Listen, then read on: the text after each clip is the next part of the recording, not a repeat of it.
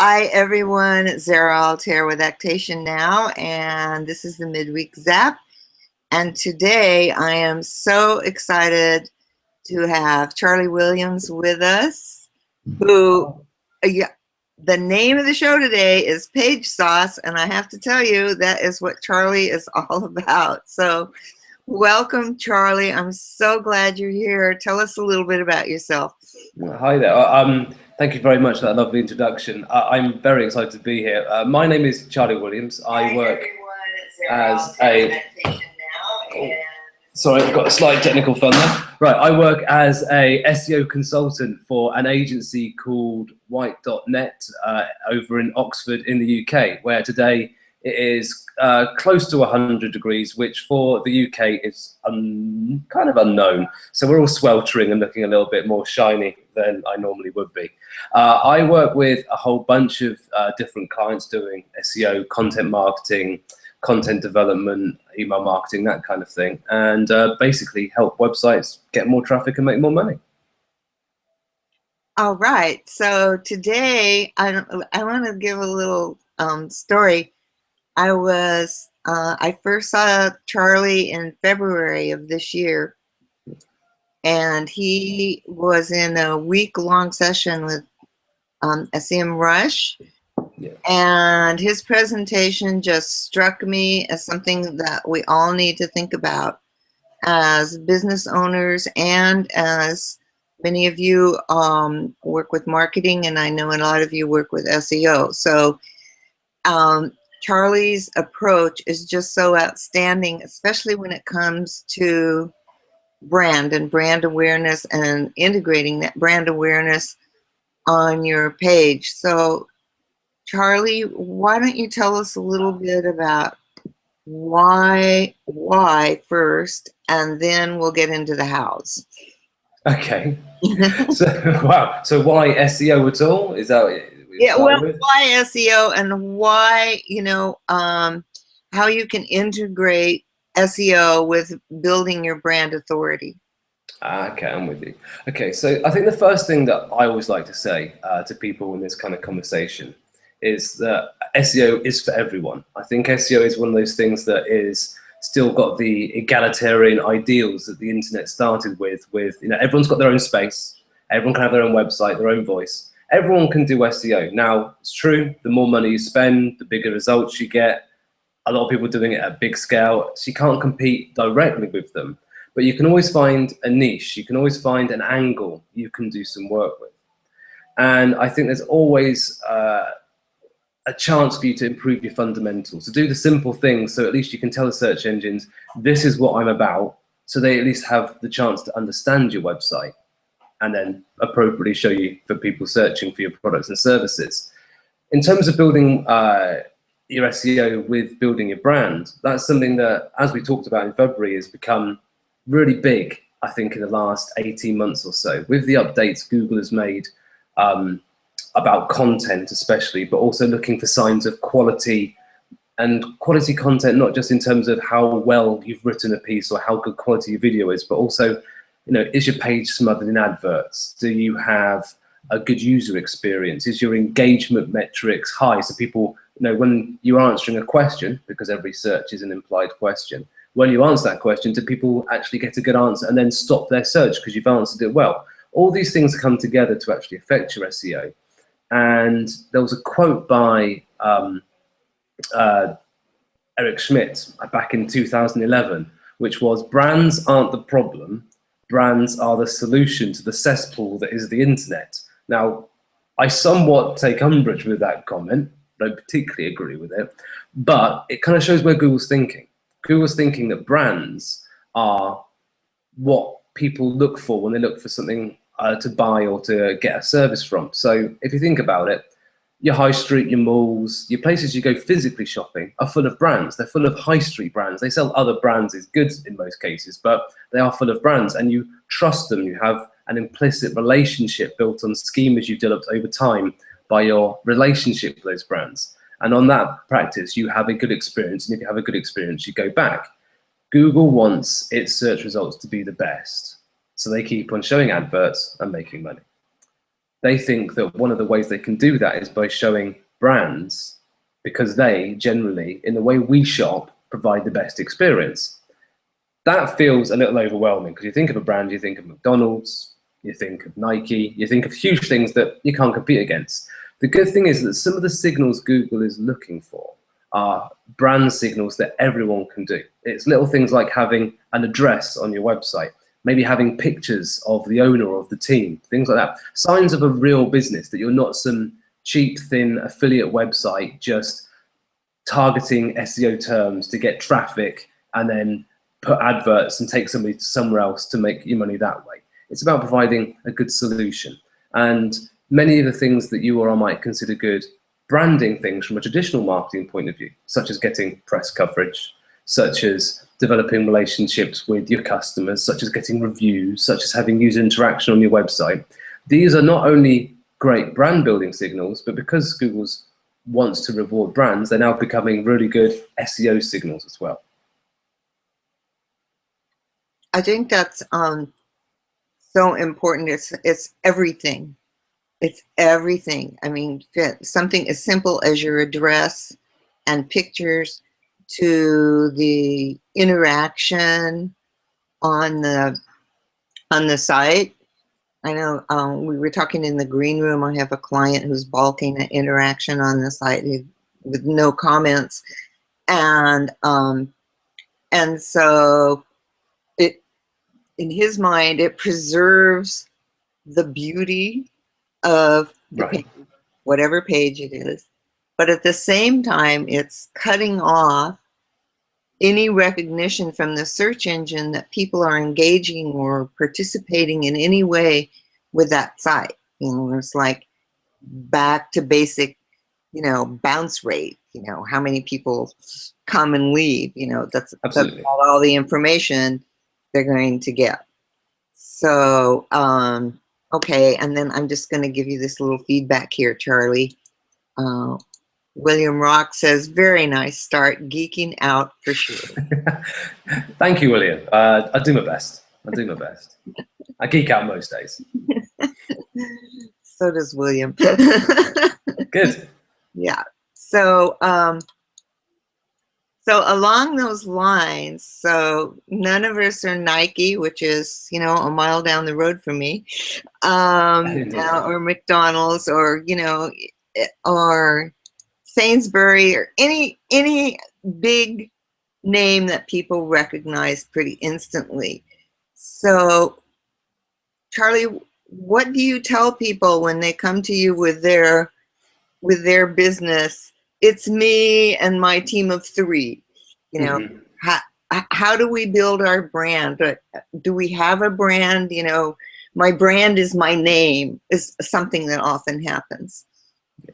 That's a really good question and a very sensible one when you think about it. The way I approach this, and the way the team I work with, the way I approach this, is that a little bit depends on your product service you're offering and how your audience interacts online generally.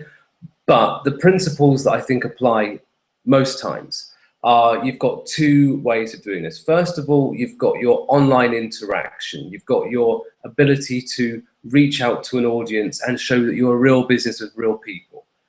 You do this by your social media. Social media is not going to give you an SEO boost by itself, but the results of good social media work can have SEO benefits.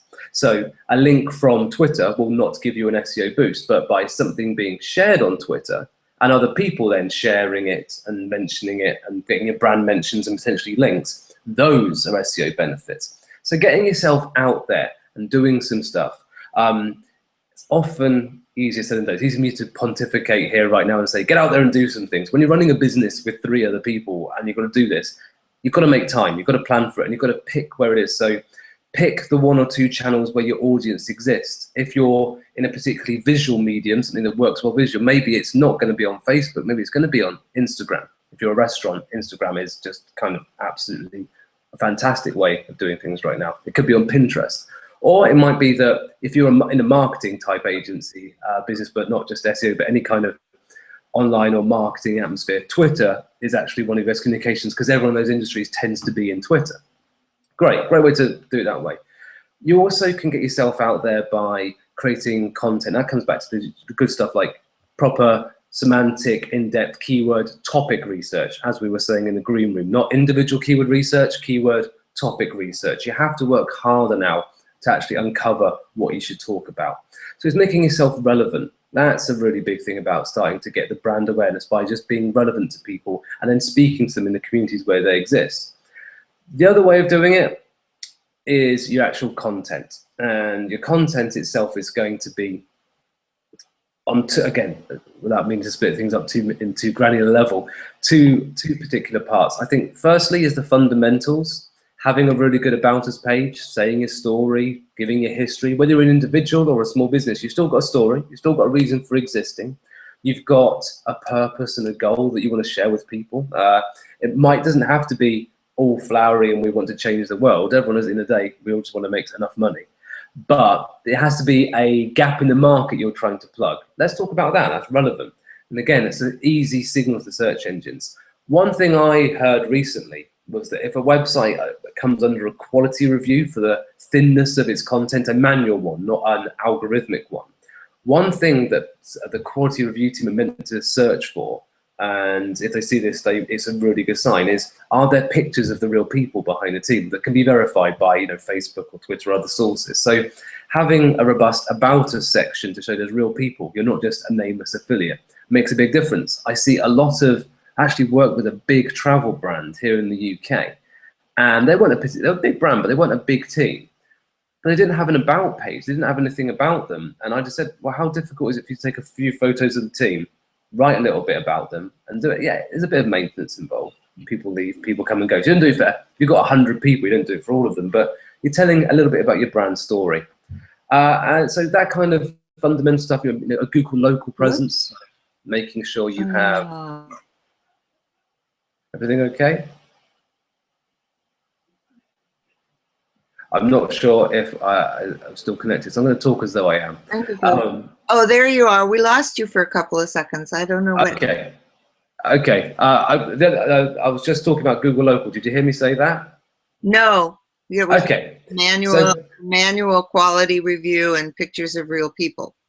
Okay, so related to that is things like, a real business normally will have its Google My Business, map citation and profile in place. So that kind of content.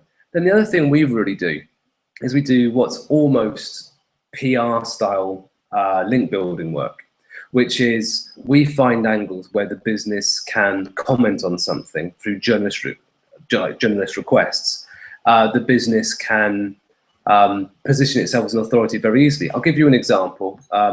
Working with an IT support company, not a particularly sexy topic, sort of Windows breaking and pushing the button on off again, not that exciting. But there's a lot of journalist requests about ideas of, how often computers break down or troubles people often have at home or new releases of new products. They're, as an expert, in a position to be able to speak on this and get a quote in a newspaper or a trade press magazine, but online.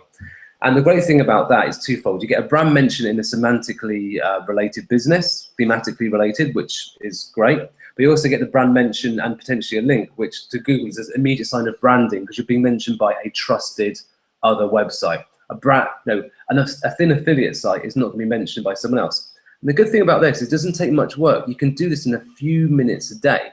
You can sign up for a few different requests. Harrow, help a reporter out. I think that's free. Source Bottle, SOURCE Bottle, BOTTLE. I think that's free as well. I think Response Source is paid. I think it's about, in the UK, it could be between £500 and £700, so about $750 to $1,000 a year.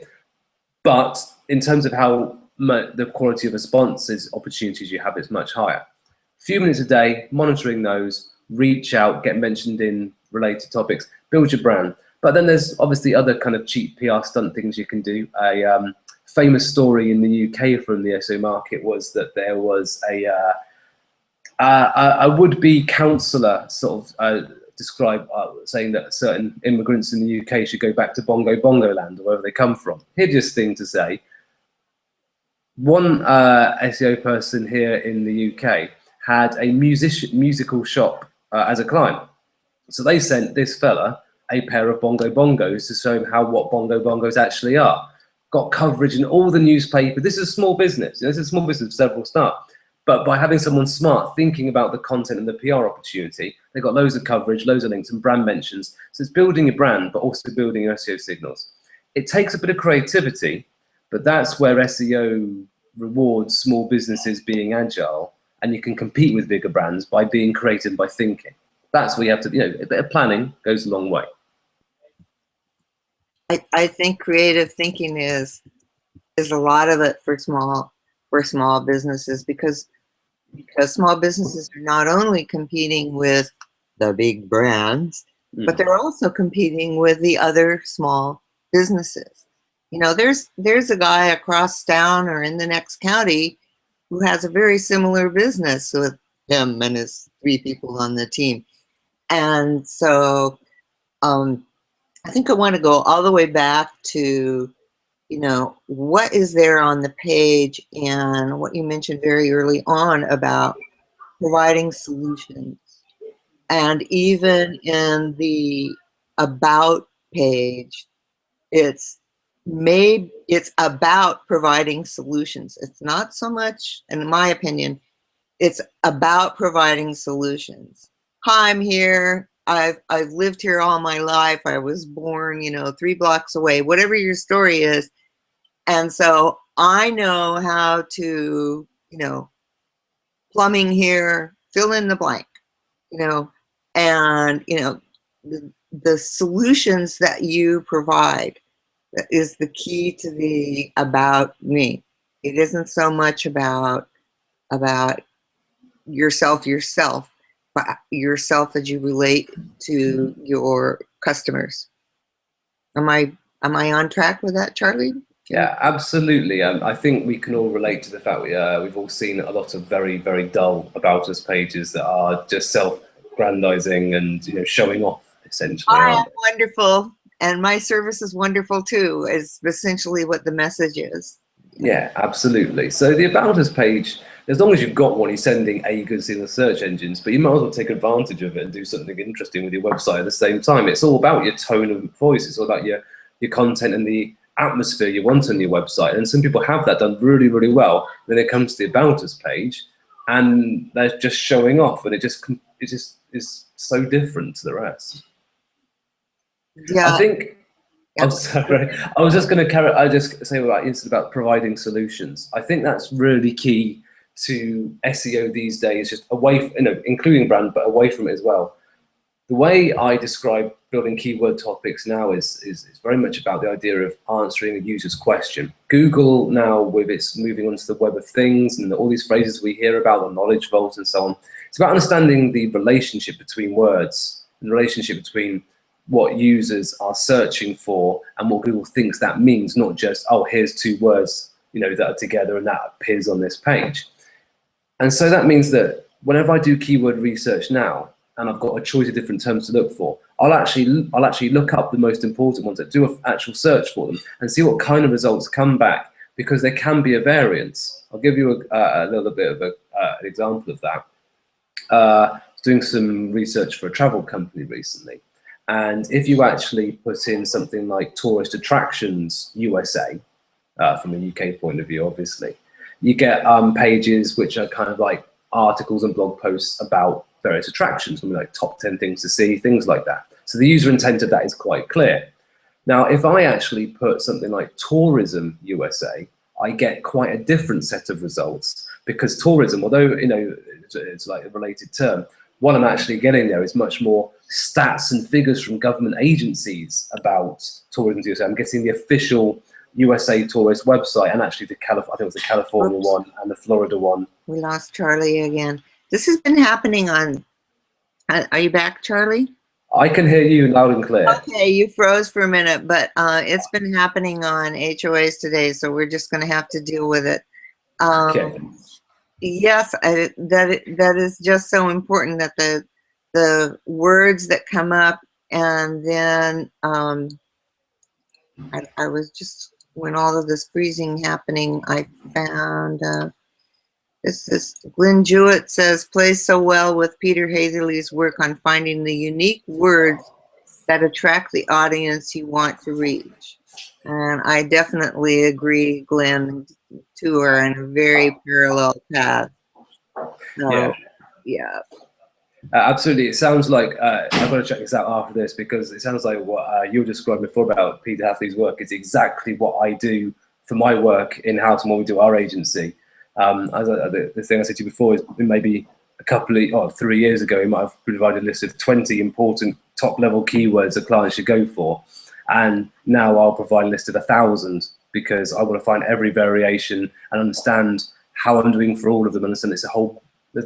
The term I always use is a bucket of keywords now. It's not a keyword target, it's a bucket of targets on each page to go for. A bucket, that's exactly right. And the more the words are related contextually, which is what Glenn was bringing up, the more I call them the clusters, the word clusters that are in there, it's somewhere inside your content, the more they are related to each other, the more from a search perspective, the search engines say, oh, look, all these words are related and they're all in this article, which helps you as a business build validity and adds value and adds trustworthiness, all those Absolutely words, but they work.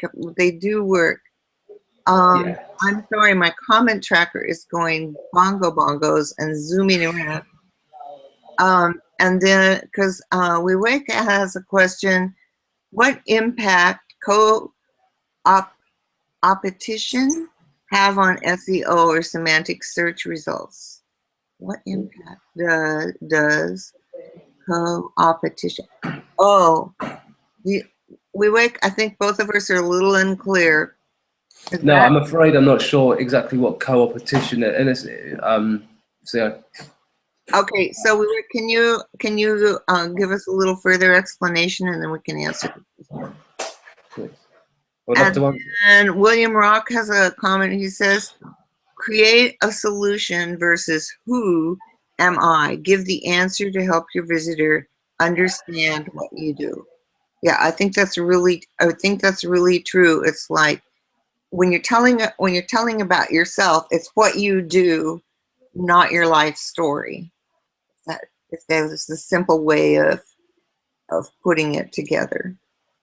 I would like to say that I think that's true for not just the about content, it's probably true for every page on your website. If you've got a product page or a service page, you don't write, this washing machine has a honeycomb drum that does this, does that. We actually say is, our washing machine makes it much easier to iron your clothes afterwards. You actually say you sell the benefit, not the feature. You sell, what you can actually do with this product, not just about it. Yeah, you're still going to put the technical specs in there, of course. And some people who are interested want those, but when it comes down to it, you want to really, really sell why you're, as a business, excited to be selling this product, what problems it solves.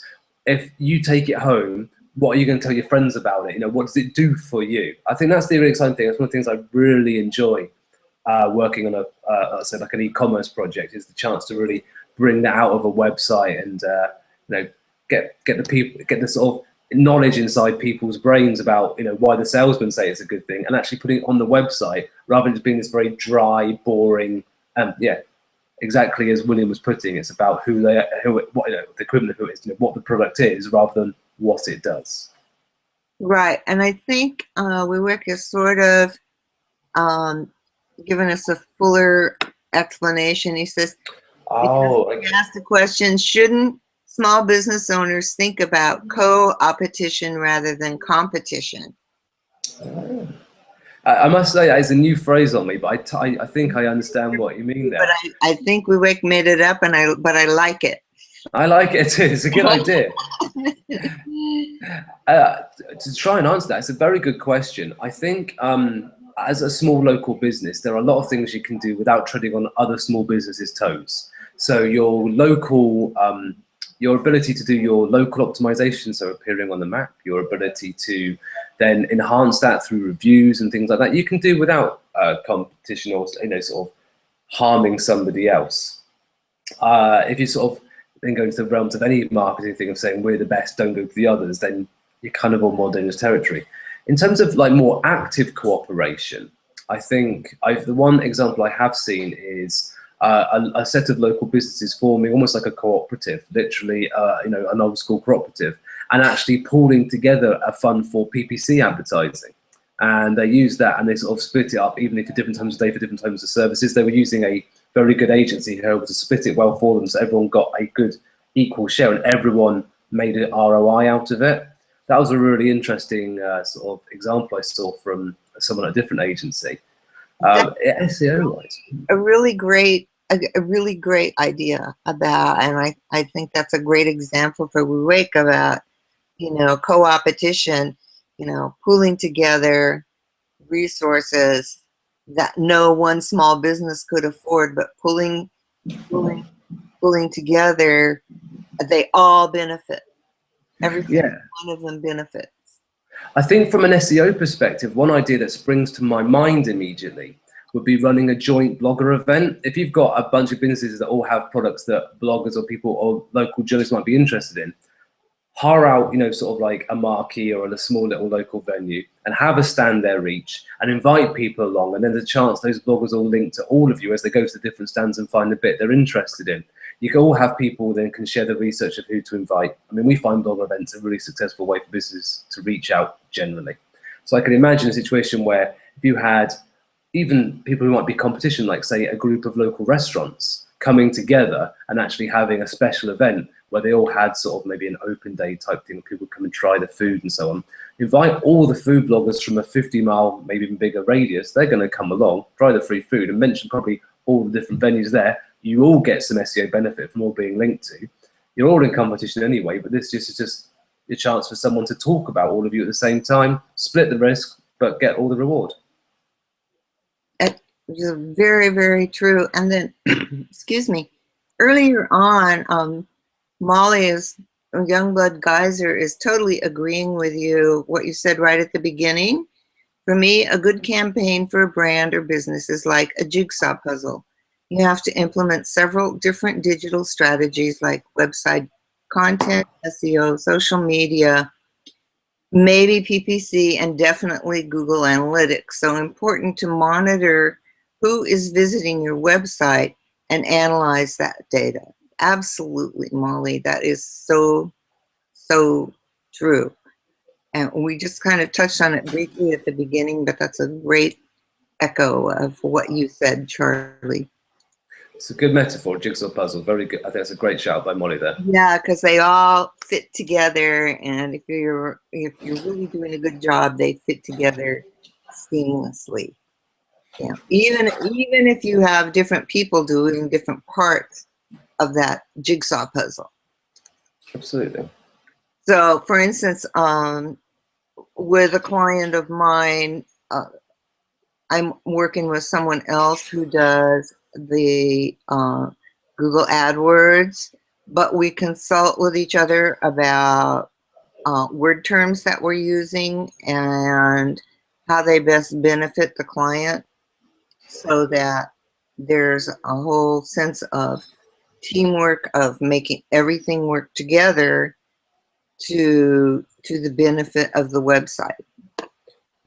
I think as an agency, one of the things I can say hand on heart is that some of our strongest campaigns are the ones where we're doing some SEO, the PPC team is running an AdWords or Bing ads campaign, and we share all the keyword research, we share all the data, we're both making requests for content improvements on a certain page because it's going to benefit both the PPC quality score and it's going to affect, obviously, the SEO results. Yeah, the pooling resources there together is great. And if I'm working on a campaign where we're not doing the PPC as well, but someone else is doing the PPC, my first request after analytics and search console access is, hey, can you send me your PPC campaign data so I can just see what keywords have been converting and stuff like that. So I know I've got an automatic head start on what people think this is a good answer for, so I can then just jump on that and start doing even more of the same thing.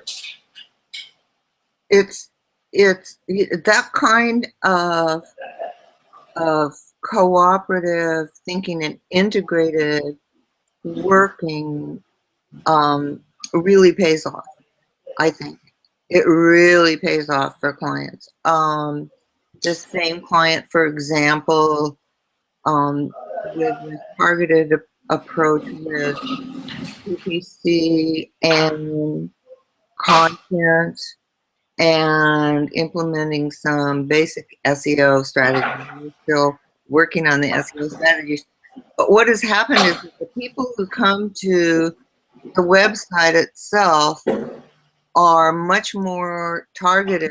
They're the people who really, you know, I hate conventional verbs, but I'm going to use one. The people who should be visiting that website. So the bounce rate has gone from over 72% to 17%. Yeah. And so, you know, the more you're thinking about providing those solutions and answering the questions that those people would have, the better the integration, then the better the response on the page, and the longer the people stay on the page and go to other pages. Yeah. Oh, it makes perfect sense, and that's the kind of website I think most of us and most of our clients want, is one where, you know, if the visitor does not land on a page that converts them immediately, we still engage them enough to do a micro conversion which could be as simple as taking another step by going to another part of the website, where they might do a full macro conversion, or they might sign up for our email, or they might follow us on Twitter, or whatever our goal happens to be. You know, that's the thing. I think the first micro conversion for every website is, oh, they go somewhere else. They do something else. Unless you're something like the government website. I think that's true, and I think that's where analytics comes in, because you start to see changes. And one of the changes that we're seeing is that there were no repeat visitors. And now, and these are high ticket items, so, you know, people think about it. This isn't an impulse, grab it off the shelf, buy kind of thing.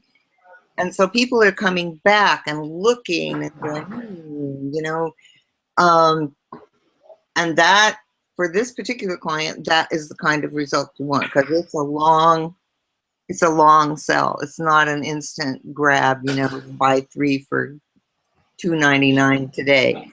So I think that kind of integration, that's why I was so excited when I first heard you speak, Charlie, was, you know, thinking of the big picture and integrating it all is, you know, is the best service that you can give your client.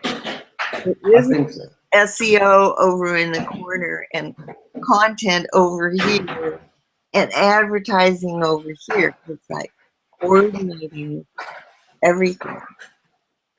And I was speaking to a HubSpot user group last week, and one of the things that was really interesting out of that was that when I was planning for it, because of course they use the term inbound marketing, that all the audience are very familiar with that term, is where does SEO start and stop these days? As an SEO, I'm called an SEO, but I don't just do what is traditional SEO. I do content marketing, I do email marketing, I sort of do a lot of development, I do an awful lot of what might be classified as inbound marketing or growth hacking or whatever the buzz term is, you know, and you know, there's lots of good communities around these terms. That's what they're great for, is the community they build. But at the end of the day, you know, we all do online marketing and we all just try and get those conversions, those traffic. And I think that large scale thinking of the integration and of not just looking at 20 keywords, but looking at 1,000, and not just looking at one metric in Google Analytics, but actually there's a lot of metrics we can learn from within here. That's what I'm paid to bring to the table for a client. That's what our expertise is. That's what's missing for a lot of businesses in-house. And even as a small business, if you can just get a little grasp on some of these things, you're ahead of a lot of the competition. So you can start SEOing better than a lot of people. And again, so I say SEO is for everyone, at least a little bit of it. I agree. As far, you know, as your online presence is concerned, and especially, you know, for local businesses, I really like you bringing in the local aspect of it, and and the presence of the Google Plus page, because boom, there's a lot of changes that are happening with that, and more are expected in August. But just that presence helps those businesses, because the search engine says, aha, I got name, address, phone number, here on the Google Plus page, and I know when they're open, and oh, look here, they describe what their business is and what it does, and it's linked to the web page over here, which is repeating some of that information, but also has all this other information. Pure brand signal. Pure brand signal. Yeah. Whoa. I mean, lots of signals. So, oh my gosh, I cannot believe it. We have like just a few more minutes left here, and I'm trying to see if we have any major questions. So Molly asked earlier, she said, this is a whole other half hour, but let's pick one of them, all right? Let's talk about metadata, structured data, and canonical rel links.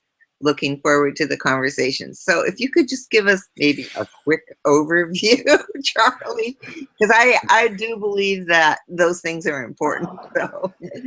Yeah, those are three very important things. They're really good shouts by Molly there. The first thing I'll say is that if anybody wants to ask any other questions, and I'd be happy to answer them, you can email me on charlie@white.net, very simple, or my Twitter handle is @pagesource as the name of the talk. So feel free to fire any questions to me. It is 8:30 in the evening UK time, so I might not respond until tomorrow, but I promise I will respond. Okay, so very simple. Metadata. Metadata is one of the building blocks of SEO. If you want to give the search engines a clue of how to understand what your page is about and why they should bother indexing it, metadata is one of the biggest clues. Your title tag and your meta description. The meta description obviously carries no weight. You don't get any ranking benefit from it, but meta description is really important, because when you have your search engine results page, the meta description is your first bit of advertising. Those 155 characters or so, 165 characters, they're your first chance to advertise and say why someone should click on you rather than something else. You see things where people click on result number 2 rather than result number 1, because the meta description is much more enticing, because you're doing a better job of understanding the user intent behind the query, and you appeal it to it. You're appealing to that user intent. So that's the thing. Title tags, still one of the strongest on-page factors for ranking. Can be abused, but still really good. Quick tips: stick to under the limit if you can. The words still count, but having the ellipses appearing on the search results never looks good. Put your main keywords towards the beginning, because the beginning has a greater weight than towards the end. And also, you can try not just to put one keyword in multiple times. Again, understand the keyword topic, put your main keyword and a good variation in. There's other metadata, for example, meta keywords. If anyone's bothering meta keyword tags, unless it's for driving your internal search ability of your website, don't bother with it. All it is a spam signal these days, so don't bother with that.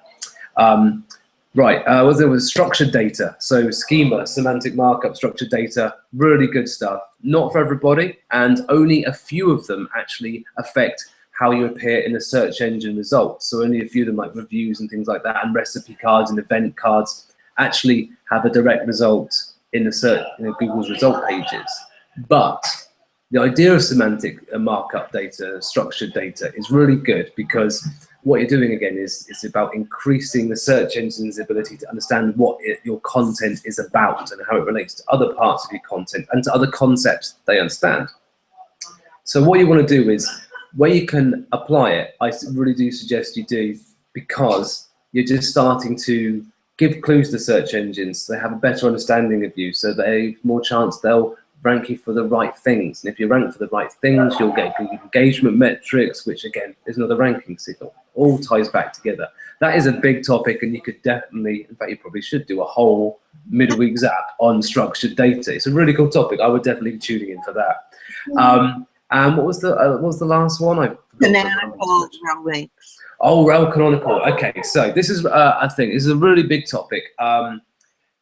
I think the thing I want to say about Rel Canonical is I've had a lot of people now sort of say, oh, I don't worry about my duplicate content that my system automatically creates. I just Rel Canonical everything. Rel Canonical is a sticking plaster. It sort of tells the search engines what to do, and they mostly obey it, but they don't have to. The best thing to do for any website, the best solution for websites, is if you don't need Rel Canonical because everything works really well and you don't have duplicate content. You don't have printer versions with crazy parameters. You don't have faceted navigation that goes crazy, so you have to Rel Canonical everything back. That's an ideal world. Very few large websites with a modern CMS actually have that luxury of not being able to use Rel Canonical. Rel Canonical, there's some really good resources out there on Rel Canonical. I think one of the best guides on the simplicity of it was actually on Moz's blog. I can't remember the actual name of who wrote it, I'm afraid, but on the Moz blog there was a really good resource on it. And I've seen some really good write-up by Built Visible and potentially by Sia, I think from the US ones.